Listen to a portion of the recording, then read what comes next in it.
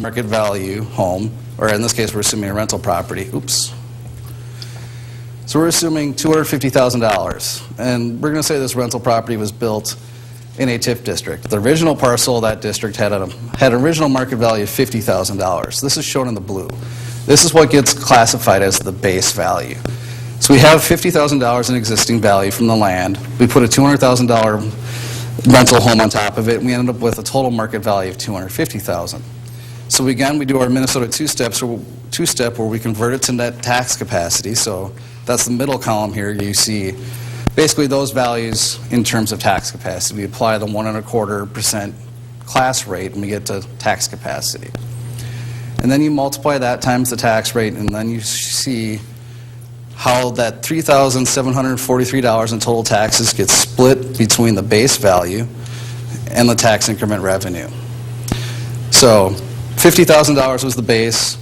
It was paying $749 to all the individual taxing entities prior to the creation of a TIF district. Post-TIF district creation, that base value stays the same and everybody continues to collect the $749. But because that new growth happened due to TIF, we now have this additional almost $3,000 here that gets collected as tax increment revenue. That's the annual amount that gets captured as the incremental growth in taxes that we then use to subsidize development. And this shows how that occurs over time. We're down here at the genesis here. Following the approval, or if the district were to be approved following the public hearing, the TIF district would be certified and that base value would be set with the county and state. So that's this bottom portion here. That value will be set. Those taxes will continue to be paid each year.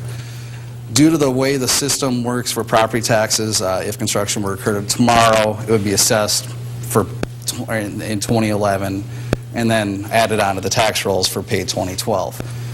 So after the construction and assessment period, the new value comes online. The new net tax capacity comes online here, and we now start generating tax increment revenue.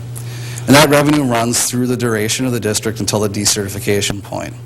And then following the decertification of the district, all taxing jurisdictions are able to share the new taxable amount of $3,743 on an annual basis. Okay, so how is a TIF district created?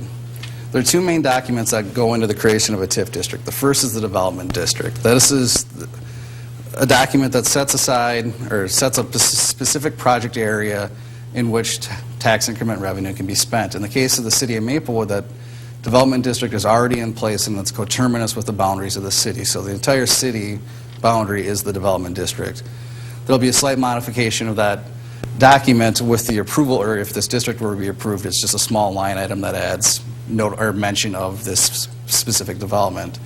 The new document that would be created would be the TIF plan, which would lead to the creation of the TIF district. Every element of the TIF plan is specifically required by state statute, and there's a copy of the Gethsemane TIF plan that we put together for the previous program in front of you.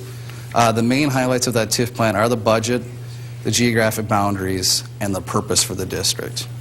That TIF plan can be adopted following the public hearing, and if adopted and approved, the final step is certification of that district with the county and state. Okay, so the process for approving the TIF district. There's two main routes that go into the creation of a TIF district. There's two parts of the process. The first part is the subsidy review, which is the analysis of the district, and the other part is the administrative process that goes into the creation of the district. The administrative process is approximately 60 days and includes notification to the county, the school board, the publication of a hearing notice, a review of by the planning commission, and then ultimately the public hearing.